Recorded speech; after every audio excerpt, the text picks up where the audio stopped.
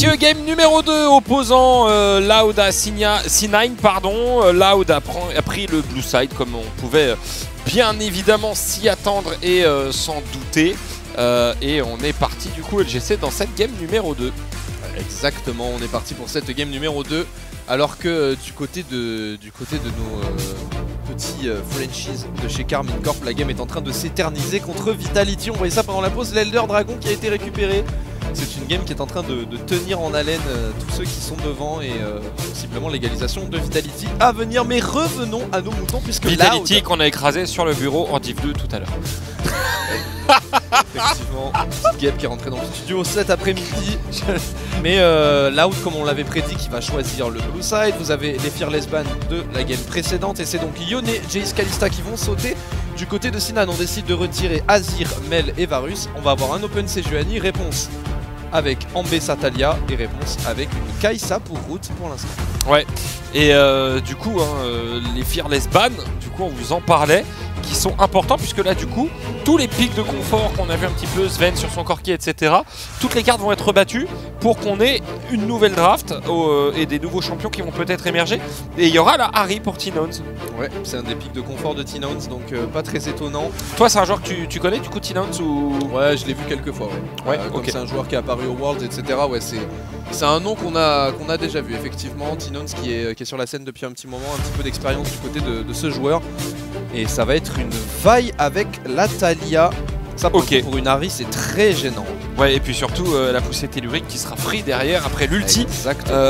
L'ulti de Blabber, Loki n'aura qu'à se baisser et ramasser. Doublement free, hein, parce qu'il n'y a pas que l'ulti va, il y a aussi Ambessa. Donc ouais, là pour le coup, les poussées telluriques vont être assez faciles à connecter pour notre ami Loki. Au niveau des bans, ce sera le ban de Panthéon. Ce fameux Panthéon support qui fait des ravages du côté de l'Amérique. Et qu'on a enfin vu également en LEC hier. Exact. Comme quoi il s'inspire. Ouais, le pic Panthéon initié par Core JJ qui a donné pas mal d'idées. On a même vu un Panthéon jouer en jungle par les G2. Ouais. Et Loud, du coup, sur quoi on va s'orienter pour ce dernier ban? Le mieux est de retirer un nouvel AD carry, je pense, histoire d'essayer de mettre Sven un petit peu en difficulté pour pouvoir peut-être tirer son épingle du jeu avec Root. Qu'est-ce qu'on répond dans cette Ambessa maintenant que Renekton n'est plus disponible et que K-Santé n'est plus disponible? C'est surtout ça qui me rend curieux. Robo a tenté un Olaf un peu cheesy game 1 qui malheureusement pour lui en situation de swap lane n'a pas eu trop l'occasion de s'exprimer. Sion ou Urgot pour moi peut-être, ça peut être des bonnes réponses.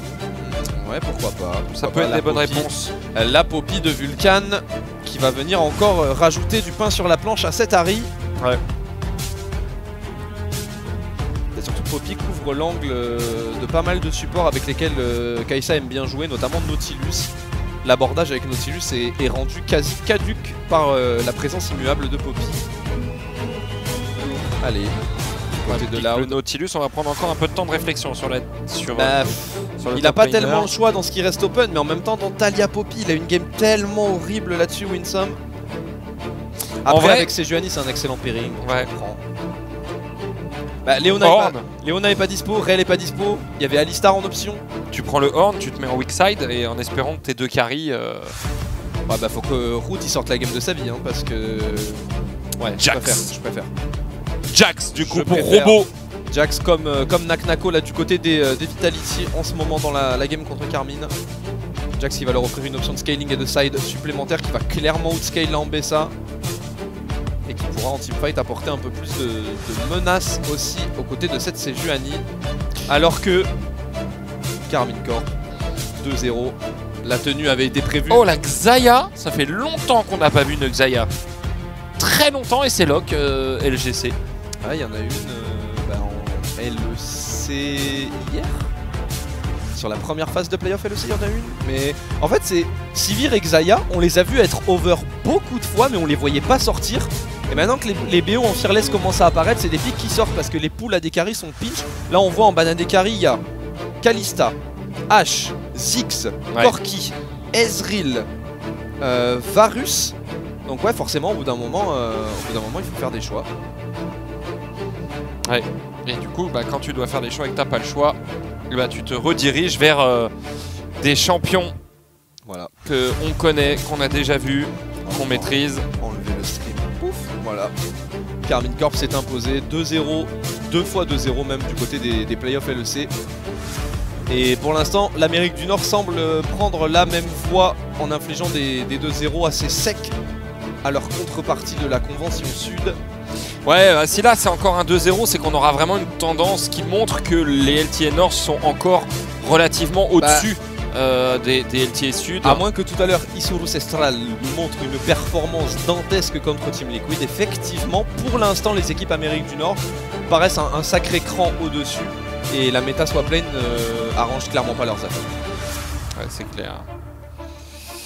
C'est clair. En tout cas, cette game qui va se lancer dans quelques instants. LGC, on voit, ils sont tous en train de prendre une gorgée. Voilà. Les joueurs de Loud, ils ont tous bu en même temps. Synchro. Ouais. La petite hydratation avant la fessée est probable. Ouais. Et les supporters Loud qui vont se préparer à redonner de la voix dans cette game. Leur équipe en blue side de dos au mur contre des C9 qui paraissent comme un véritable rouleau compresseur dans ces phases de BO3. Et vraiment, cette phase d'intro est incroyable. Ouais. Franchement, c'est trop beau. Voilà, on est parti du coup dans cette game avec, on le rappelle, Cloud9 1-0 face à Loud. Loud blue side pour cette game numéro 2.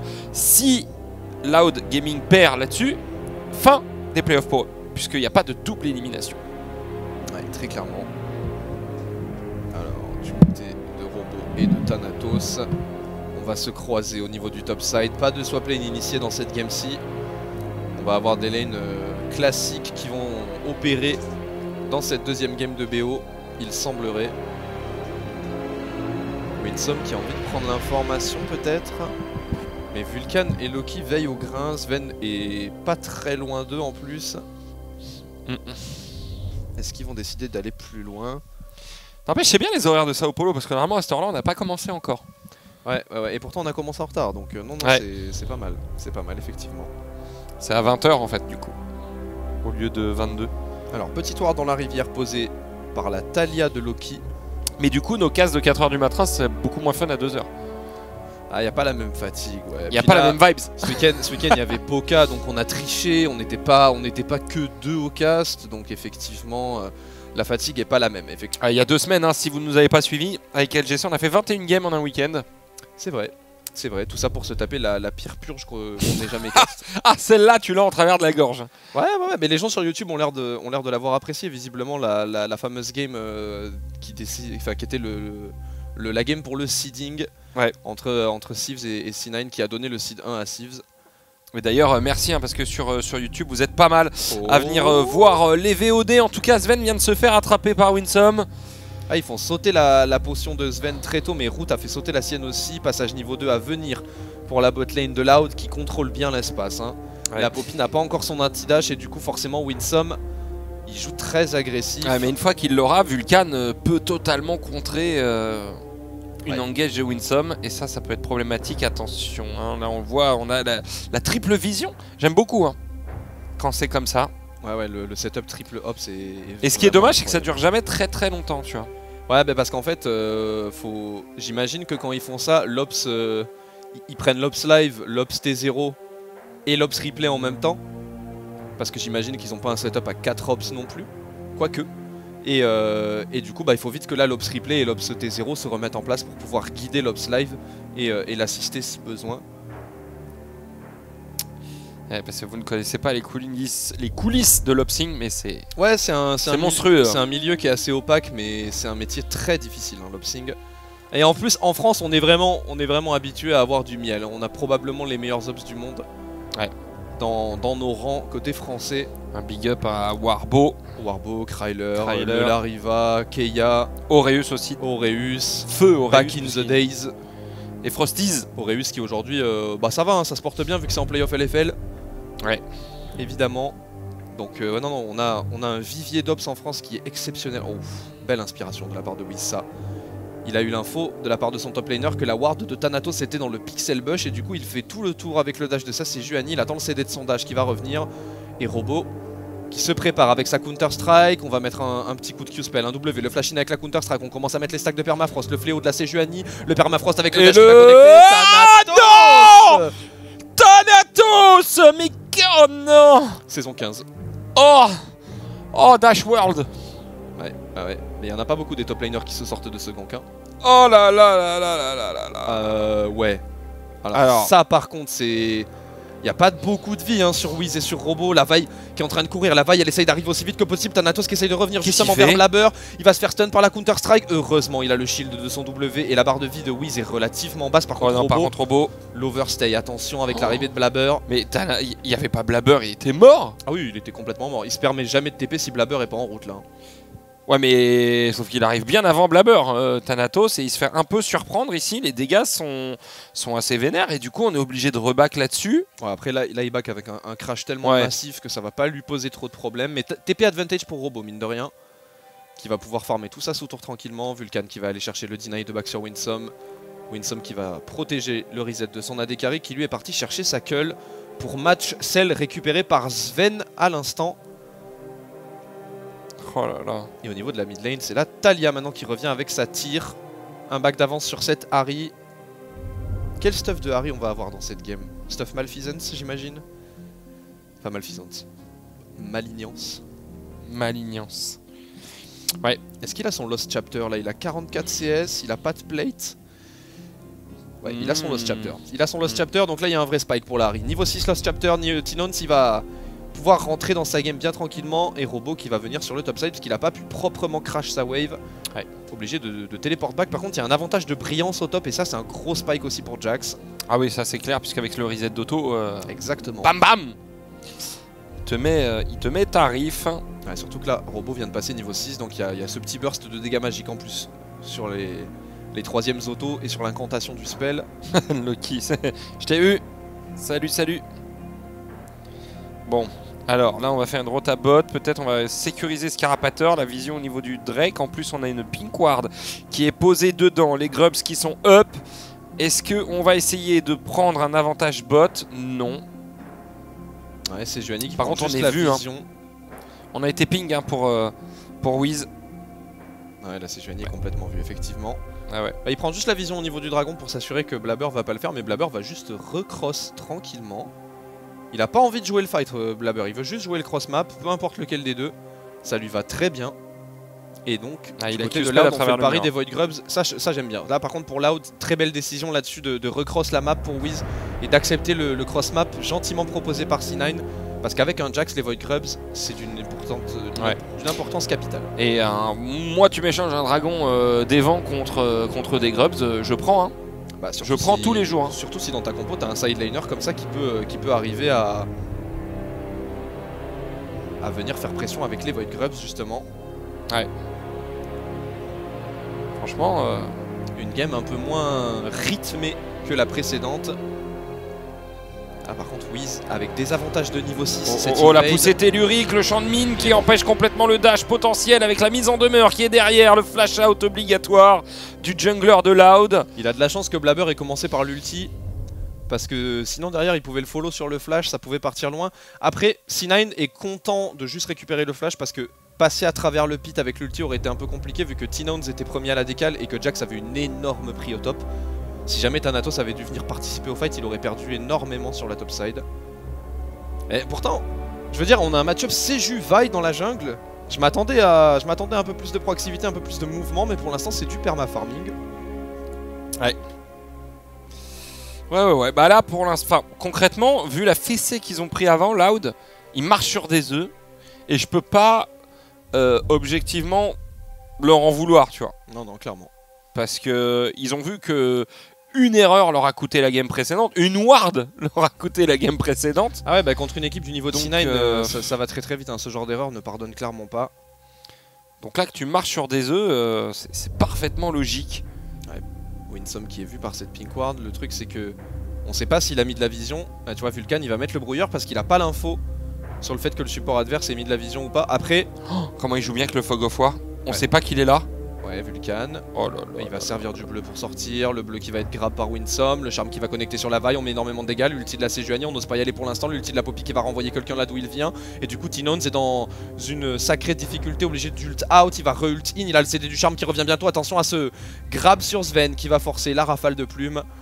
Ah, ouais, par contre, Winsome va mourir. La poussée tellurique. Loki là-dessus, le sang-froid. Il a fait le petit pas de trop. malheureusement. Et il l'a payé de sa vie le support de Loud. Pendant ce temps-là, au top, c'est le statu quo, mais Robo qui a un avantage au CS quand même qui se dessine. 324 gold d'avance. On a pris des plates ou pas? Non, 5 partout. Là où par contre, Robo, attention tout de même, ça reste une Ambessa. Et ça fait des dégâts en pourcentage de vie, surtout qu'en plus maintenant, vu qu'elle a son 6, elle a son lifesteal. Donc attention. Ah, petit freeze de lane instauré par Ambessa que Robo ne se permettra pas d'aller forcer au crash. Et on va revoir cette interaction entre les deux équipes, l'ulti de la Poppy, qui a pas mal embêté les joueurs de Loud. Parce que ça a renvoyé Winsome. Heureusement que Winsome grabe le bleu et pas Sven. Parce que sinon, il est obligé d'utiliser la rafale de plume beaucoup plus tôt. Et ici, il se ferait littéralement découper. N'empêche, cleanse rafale de plume pour s'en sortir. Ouais, bah ouais. Il a pas fait l'erreur avec sa Xayah de se dire bon bah j'ai la rafale de plume donc je peux partir sur une barrière. Il a respecté avec la cleanse. Et il a bien eu raison, on voit la dose de CC qu'il y a dans l'équipe en face. Ah bah oui. T'as la grenade ASM, l'abordage, ouais, mais le charme. La grenade ASM tu peux pas la cleanse pour le coup. Tu peux cleanse le passif de Nautilus, tu peux cleanse le charme, tu peux cleanse la Counter Strike, le permafrost, l'ulti Sage. C'est déjà pas mal. Ouais, c'est déjà pas mal. Ouais, bah de toute façon sur les 5 personnes, il y en a 4 qui peuvent la mettre. Et après tout ce qui peut pas purge, il peut l'ulti Xayah.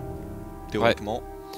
Et en plus, si vraiment il est dans la mouise, il peut faire un cimetière mercuriel. Ah ouais. Même si c'est pas le truc le plus efficient sur un AD carry. Non, c'est sûr. Mais en cas vraiment de... Ah, si jamais il devait y avoir un item comme ça, je pense que ce serait plus un Michael sur Vulcan pour le coup, parce que comme ça il pourrait l'activer à peu près sur n'importe qui, notamment sur cette Taliyah qui n'aura clairement pas le luxe d'avoir un ulti défensif et une purge à sa disposition. Tentative de gank au niveau de T-Nones, mais c'est couvert par Wiz et par une ward. Donc il va pas se faire surprendre là-dessus. Et on envoie le Jax contre la Taliyah. Match-up pas facile pour le Jax, pour le coup il peut pas y faire grand chose contre une Taliyah. On veut juste pas laisser le Jax téléporter, on va se retourner sur la faille, on va complètement l'oblitérer, les joueurs de Loud là-dessus qui prennent une énorme décision et qui se recréent un avantage numérique. Ouais. Très bien joué de la part de Loud là-dessus qui vont récupérer les 6 Void Grubs dans cette game. Ouais, mais ça va être bien parce que ça leur permettra peut-être de sécuriser le First Blood de tour. Et donc du coup de remporter éventuellement les exploits de force. Les Loud sont devant, hein. C'est très léger mais les Loud sont devant. Ouais. Bah en vrai, ils ont une compo qui scale de ouf. Hein. Ah oui, ouais. Donc ils ont tout intérêt à tempo la game, la laisser s'installer pour pouvoir... c'est là où ça me fait peur, c'est qu'à ce jeu-là, C9, ça leur va aussi bien de tempo la game le temps d'avoir les spikes de leur champion. Parce que Taliyah, Xayah, en mid-game à 2 items, Taliyah, Xayah, Ambessa sur 2 items, ça cogne. Ça cogne très fort. Là où la compo Loud à 2 items, t'as un peu un creux où t'attends encore ton 3ème. Par exemple, Jax, il aura pas encore tout son arsenal à pleine disposition. Kai'Sa, pareil, à 2 items, c'est pas encore son vrai point de puissance. Elle attend le 3ème en général. Donc là, pour l'instant, c'est pas décisif l'avantage que prend Loud, même si là, la décision de turn sur Blabber est exceptionnelle. Très beau play sur le Fog of War de la part de Winsome. Ouais. Et Loud, vraiment que tu le disais, il nous offre une... Oui, bah. Oups, fun. Poppy vaille. Pas trop de possibilités là. You can't move. You will stay here. Ouais, pendant ce temps-là, c'est la Harry qui prend des plates sur le top side. Du coup, vu qu'on a investi 3 personnes côté C9 sur la bot lane pour venir poser des problèmes à Robo avec son Jax, ça l'embête vraiment pas mal ce Jax parce qu'il venait de téléporter, il perd une wave là-dessus. Ouais. Et Sven qui va terminer sa cull avec sa Xayah alors qu'il a déjà son Essence River. Sachant que Thanatos a déjà, comment dirais-je, le niveau 10. Là où Robo ne l'a pas, le temps qu'il revienne sur sa lane. Bah, Thanatos, lui, il a pas été embêté. Hein. Ouais. Ouais, mais du coup, je souligne le retard que prend Robo par rapport à Thanatos, quoi. Exactement. Et en fight, ça peut faire une micro-diff. Parce que... Ah, s'il y a un fight où le niveau 11 d'Ambessa avec l'ulti rang 2 est utilisé, pourquoi pas, ouais. Mais pour l'instant, Thanatos, il a pas l'air très impliqué dans le plan de jeu de son équipe. Le but pour lui, c'est juste de pas tomber trop derrière. Il a son Eclipse, il a son cristal de rubis contre la Triforce de Robo. On voit qu'il y a à peine 200 gold d'avance pour le Jax, donc pour l'instant tout va bien. Les voyants sont au vert. Oh, les dégâts, oh les dégâts. Il y a les bots de Magic Pen, le Séraphin. Ouais. Et puis en plus, Winsome, il a pas un pet de résistance magique, donc forcément. Et puis dès qu'il a le champ de mine sous les pieds. Ouais, puis Taliyah vient de passer niveau 11, donc elle a quasiment le double de son XP. Ouais, c'est ça. Ça aide un peu. Ça aide un peu, on va pas se mentir. Les dégâts ne pardonnent pas, les plates vont tomber. Atakan vorace. Ouais, ils vont attraper Vulcan hors de position, c'est bien fait. Winsome, il hésite jamais. Hein. Dès que Wiz balance un ultimate, il y a Winsome pour suivre derrière le flash-in avec son Nautilus instantanément. Les joueurs C9 qui se font un peu pick-up là contre cette composition Sejuani Nautilus. Faut faire attention, faut être un peu plus précautionneux, je pense. Parce que là, ce kill, il part dans les mains de la Harry qui venait d'acheter sa Malignante. Ça va continuer de l'accélérer, elle va sûrement partir sur un horizon focus en 2. C'est 25, hein, c'est ça que ça donne en accélération d'ultime, la Malignance. Ouais. Je crois que c'est 25. Il me semble que c'est ça. Attends, petite vérification. Mais pour moi... Tac. Malignance, Legendary Item. Tac, tac, tac, tac, tac. C'est plus haut, je crois. En dessous l'item. Non. Non. Ah, si, là. Donc 15 de haste. Ah non, non, non, t'as raison. 20 sur l'ultime, mais 15 de haste dans l'item en lui-même. C'est 20 de haste. Ah, ça a bougé alors. Ça a été un peu nerf. C'est 20 de haste sur l'ultime, ouais. Donc ça te fait 35 au total. En cumulé, plus ouais. les 15. Ouais, plus les 15. Puisque les 15 s'appliquent aussi sur l'ulti. Normalement, oui. Donc ça te fait 35. Ok. Pas mal, hein. Ouais, bah sur un champion qui a autant besoin de son ulti qu'une Ahri, ouais, effectivement, c'est appréciable. Sachant qu'il y a avec ça aussi le petit shred de résistance magique qui est toujours utile, sachant qu'en plus dans sa compo, là, il y a une Sage, il y a un Jax, il y a une Kai'Sa, donc il y a des persos qui ont des dégâts hybrides, il y a des choses à proposer. Ouais. Et ça, c'est plutôt pas mal. Hein. Plutôt pas mal pour cette Ahri, pour T-Nouns, qui avait fait une bonne game tout de même sur sa game 1. Mais bon, ouais, c'est vrai que c'est compliqué de faire une bonne game quand toute ta team est à la ramasse comme ça. La contestation autour de cet Herald qui semble être le prochain point de focus pour nos deux équipes. On a un petit peu de vision installée du côté des C9 pour pas se faire surprendre. Après C9, je suis pas convaincu qu'ils aient envie de contester au niveau de l'Herald pour l'instant. Ils ont peut-être juste envie de focus sur les dragons. Ils sont déjà à 2 dragons sur 4 sur une eau saoule des océans. Donc prendre un petit 50-50 au niveau de l'Herald, c'est pas forcément à leur avantage. Sven qui met un trade à route ici, on essaye de bosser un petit peu les points de vue du côté des AD carry. Vulcan qui va être envoyé au face check, on va avoir un mur de la tisseuse qui va arriver, c'est un peu tôt sur le smash de cette Poppy malheureusement, le mur va les repositionner du mauvais côté. Ouais, c'est dommage. C'est une belle tentative, si jamais le mur de la tisseuse était arrivé un peu plus tôt, Vulcan aurait trouvé un bon smash là-dessus. Le truc c'est que le Jax vient de reset et du coup pendant ce temps-là, la Aurora sur le bot side va sécuriser la première tour du match et offrir le premier point des Feat of Strength à son équipe. Et ça offre à C9 l'avantage sur les Feat of Strength. Par contre, si jamais il y a ne serait-ce qu'un kill qui part du côté des deux équipes, l'équipe en question récupérera les feats. Parce que là où ils ont les 3 points d'objectif neutre. C'est ça. Et maintenant tout va se jouer sur les kills. C'est rare que les kills soient le dernier. Ils vont l'avoir là avec le héros de la faille, ils l'ont pas encore. Ouais, c'est ça. Ouais, c'est ça. Donc là, du coup, le rare prochain fight sera déterminant. Le feat d'hostilité soit le dernier, c'est vraiment très très rare. Ouais, c'est clair. C'est pas quelque chose qui arrive tous les jours. Là, il va falloir la vision de C9 très deep dans la jungle adverse. J'ai pas vu à quel moment Vulcan a réussi à s'extirper aussi deep pour aller mettre des wards. Mais là, pour un flanking de Thanatos notamment, il y a des wards exceptionnels. Hein. Ouais, là on va back un côté Loki, on va se rediriger vers en TP. J'allais dire on va se diriger à pied, mais non, on a choisi la téléportation. De même pour T-Nouns. Bon. Il n'a pas été vu sur sa TP T-Nouns normalement. Robot qui va veiller au grain, il va empêcher Thanatos de collapse par l'extérieur. T-Nouns qui va chercher un charme ici, forcer la rafale de plumes de Sven, énorme opération ça. Il n'y a pas de cleanse, il n'y a plus de rafale de plumes.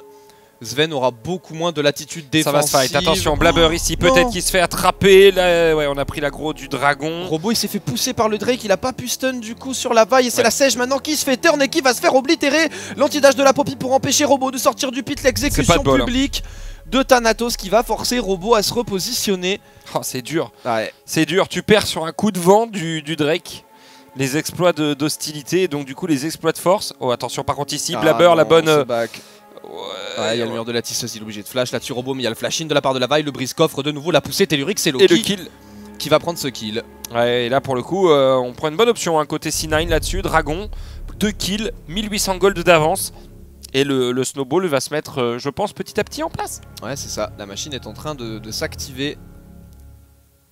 Les Loud qui ont envie de pressuriser au niveau de cette tourmine, mais attention parce qu'Ambessa est toujours présente. On a la re-engage justement de Thanatos là-dessus, il a trouvé route, mais Tinand ça fait de même. Les deux Adekari qui se sont fait oblitérer chacun de leur côté. C'est clair. Et la tour finira par tomber sous les dégâts des... Oula, Winsome, attention, ce hook sur Blabber il est dangereux, ça va forcer le flash de Thanatos finalement. Et une prise avec de glace la prise de défensive. glace, ouais. Et cette Ahri, attention parce que c'est elle qui a récupéré 2 des 3 kills, elle a déjà son horizon focus. Et là on va revoir parce que ce que fait Robo en vérité c'est super smart. Parce que là avec l'arrivée de Wiz ils se disent attends on a le Permafrost, on a le Jax. Et là il se fait pousser. Et c'est terrible parce que du coup Thanatos ici revient dans le pit et va massacrer Wiz. Ouais. Alors que s'il arrive à sauter sur Blabber, il y a un monde où il le tue. Vulcan là-dessus, quelle inspiration, hein. Le flash-in pour aller trouver Wiz. Et derrière on force Robo au repositionnement. Là moi je suis Robo, hein.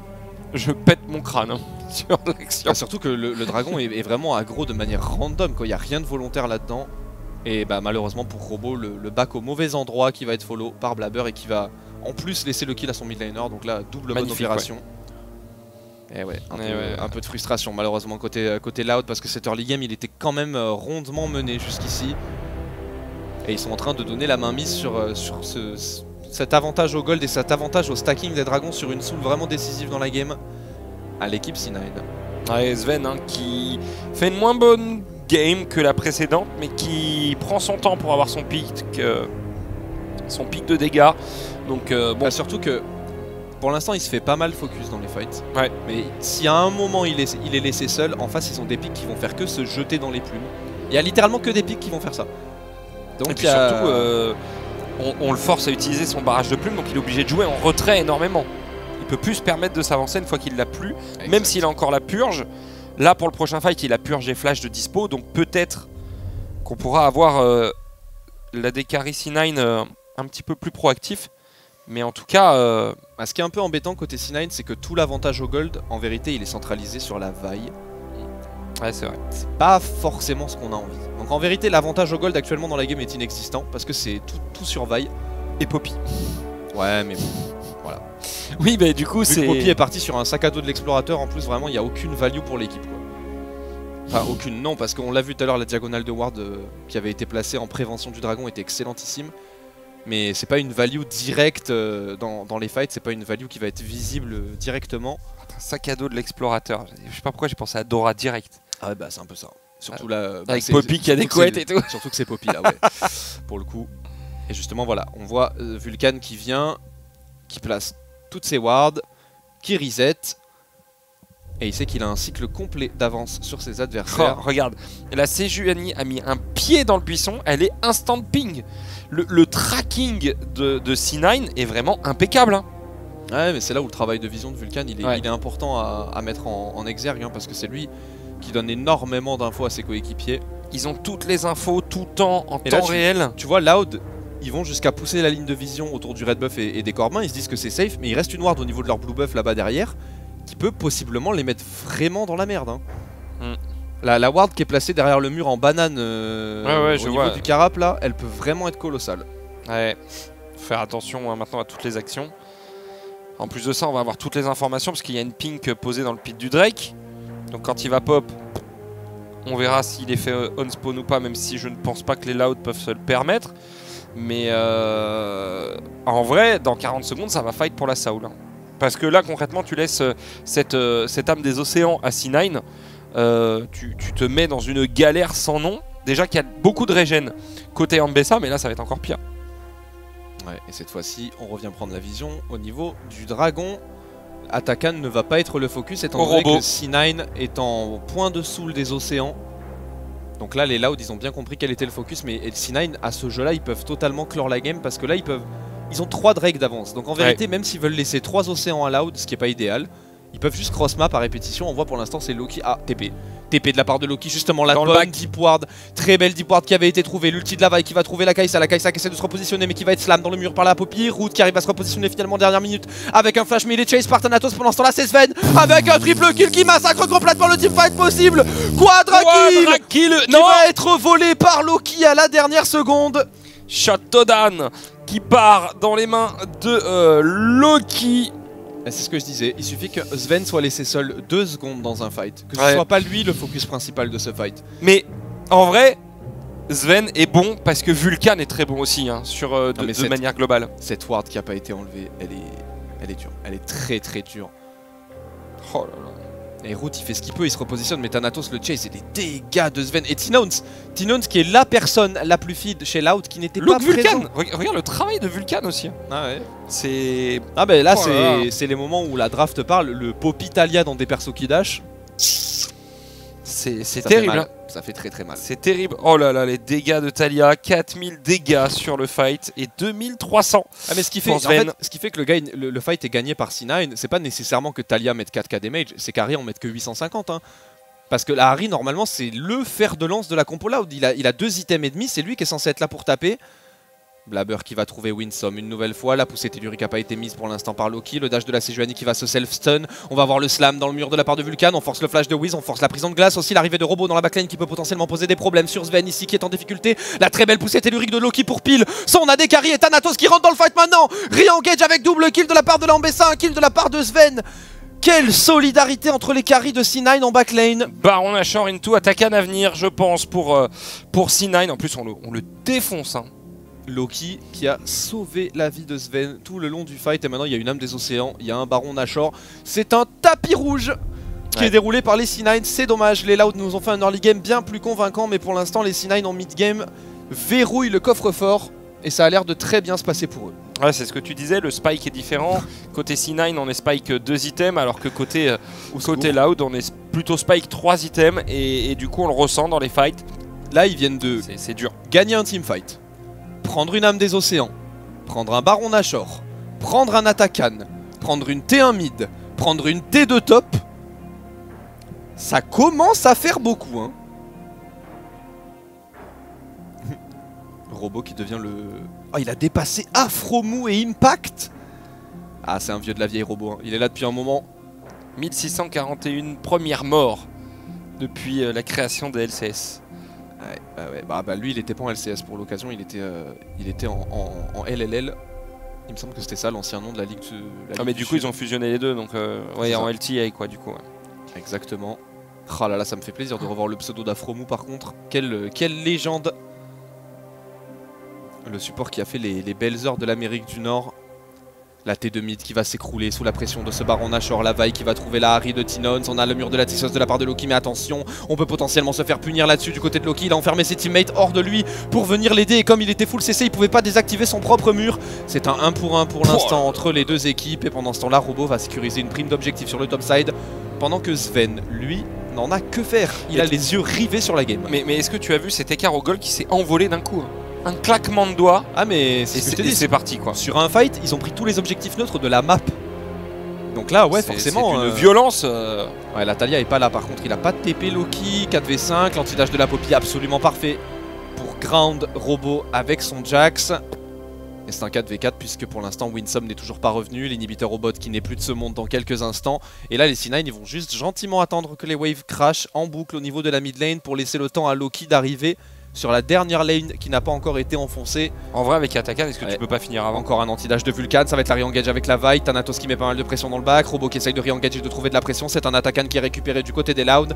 Mais Loki vient de récupérer sa téléportation exec public pardon, de la part de Thanatos dans la backlane qui va lui aussi perdre son Atakan. Attention C9. Attention à ces dives sous les tours Nexus. Ouais, le cyclo-sabre qui est fait. Et ah oui, maintenant on prend un peu de temps quand même à revenir maintenant, c'est plus instantanément. Non, ça prend un petit temps maintenant. C'est vrai que le fait de ressortir aussi vite sur la map en pro, c'était très très fort. C'était vraiment trop fort d'avoir aucun nerf de tempo en mourant, c'était un peu beaucoup. Ouais, la route, il pourrait décider d'y aller, hein, mais Loki est niveau 17 actuellement. Et puis il met un champ de mine, comme il va dasher avec l'instinct du chasseur. Après, il sera mid-life avant même de l'avoir touché quoi. L'instinct du chasseur va vite, hein. Faut l'avoir le réflexe de toucher une Kai'Sa mid-air comme ça. Hein. Ouais c'est vrai. Parce que même l'animation du champ de mine en vérité est pas très rapide. Oh le petit box spec là qui a vu Robo se téléporter sur ce blast cone. Le mur de la tisseuse pour isoler le top laner de l'équipe brésilienne qui est en difficulté pour l'instant, qui va essayer de dash out sur une ward mais qui ne pourra pas se repositionner puisque Sven était à la réception de l'autre côté. Décidément les murs de la tisseuse de Loki en appui de la Poppy de Vulcan à chaque fois. Ça marche très très bien ce duo. Ouais. On n'a plus d'attaque dispo. Il y a la mise en demeure par contre avec l'ulti de la Ambessa par-dessus la double neutralisation, la poussée tellurique, on en avait parlé de ce combo. Exactement. Et Root il a pas eu le droit de jouer au jeu, c'est un double kill pour la Ambessa de Thanatos niveau 17. Ouais, Wiz là qui est peut-être pris à partie, qui va se retourner pour aller sur ces 2 tourelles Nexus, mais qui vont tomber, qui vont s'effondrer. Et les C9 qui vont infliger un 2-0 probablement au LTS Sud. South, c'est... Ouais. Et c'est un ace. Et c'est une victoire pour C9. Game maîtrisé de bout en bout, malgré un burn early game de la part quand même de Loud, faut le souligner. Honnêtement, si C9 ne nous refait pas de game poubelle comme ils ont fait justement dans le Civic et qui continue de s'ils continuent de jouer comme ça, il n'y a personne qui les touche. Hein. Même FlyQuest, même s'ils faisaient FlyQuest, les touche pas. Vraiment, c'est trop propre. Ah bah, ils arrivent à gagner la game 1 sur une ward qui est clean par Vulcan. Et là, la game, elle est dead even. En un teamfight, ils prennent 8k gold d'avance. En un fight, ils passent de 1 à 8k gold. Alors, ils ont pris Dragon, Nashor, Ataka. Pas juste Dragon, Ocean Soul. Ouais. Donc déjà, ils ont pris 3 objectifs. T2 top, T1 mid. Ouais. Après, derrière, ils reprennent un kill. Ils prennent la T2 bot. Enfin, c'est une gigantesque masterclass de C9 à partir des 20 minutes de jeu. Ouais, non, franchement, et on va avoir Monsieur Philippe Laflamme en interview, le support canadien de C9. Philippe Laflamme. C'est vrai, c'est son nom. Oui, mais c'est marrant, comment dire. Quel goat. Ah, les joueurs de C9, le sourire aux lèvres. AK Vulcan, du coup. Oui, et Vulcan, évidemment. Évidemment, Monsieur Vulcan lui-même. Donc on va l'avoir dans quelques instants en interview, vous en faites pas. Pour ceux qui le voient sur YouTube, vous aurez l'image. Mais pour Blabber à la fin de la game, il y a son staff qui lui amène la casquette. Looks like it's time to join Hoffa and Vulcan on stage for an interview. Aqui, metei na banca. Você já chegou aqui de óculos de o pai tá on, você não tá entendendo, você já vai traduzir para você. Eu quero saber se com isso você já queria dizer quem é que ia mandar nessa partida. First of all, congrats on the win. You already start, confident with Glasses that is on the house. Did you do this to show after the beginning who would dominate the match? When you enter on stage, your Glasses that is on the house. Did you do this for a show? Who is dominating? Yeah, I mean, it's for the show. We're in Brazil. The energy is crazy. The crowd was like booing us really hard, and I think they might hate us. But honestly, I love it. I was walking during the walkout. I was really close to them, and they were screaming slurs at me. But I was just smiling. I think it's kind of funny, and I was really hyped for the match because of it. So. You can still hear them, but I think they give me a lot of energy. So regardless of if they're rooting for me or against me, I like it a lot. So their energy is great. Ele falou que sim, que desde o começo se sentia muito os gritos da torcida aqui, que eles estão muito próximos dele e que ele ficou muito hypado por causa disso. Dá pra escutar realmente até agora a torcida aqui. Bom, falando, a gente puxou os números do seu confronto contra o Winston. E vocês tinham se enfrentado 3 vezes e você não tinha ganhado até então. O que você achou desse confronto da bot lane? E o que você achou, no geral, do nível dos times aqui da LTA Sul? When Wilson played in NA, you guys faced each other 3 times and you had never won before. So what are you thinking about this match today in bot lane and in general about the level of the South teams? Yeah, I mean, I wasn't super worried about Winsome, even though I didn't win against him in NA. It was only 3 games, and honestly, I don't really remember the games, but yeah, I don't care about who I play right now. I'm just focused on myself and my team, and I don't think we showed up very good today, but it was a warm-up, and I think next week we'll be a lot better, and I have a lot of faith in our team, so regardless of who we play, I think we're going to win. So. Ele falou que realmente se enfrentaram 3 vezes antes, mas que isso, Rafa, não importa muito pra ele, porque o que importa é o nível individual e que ele considera que hoje não jogou muito bem, mas que pra próxima semana ele vai estar. Falando em próxima semana, quem que você acha que vocês vão enfrentar? E vocês enfrentam quem ganha de Isurus Estral e Team Liquid, né? Quem que você acha que ganha? Talking about next week, do you prefer facing against Isurus Estral or Team Liquid? Honestly, we scrimmed Isurus, and they're actually pretty good. So I might rather play Team Liquid because they're a known quantity. We know what to expect from them. And recently in practice, I think we've gotten the better of them a lot. Il peut mieux appréhender leur style de jeu et c'est plus facile pour eux. Yeah, I hope Team Liquid wins just because I think we have a better chance against them. But if Isurus wins, it would be good for the league because obviously it would be nice to have someone from LTA Seoul in the semifinals, and I hope so. But please, Team Liquid.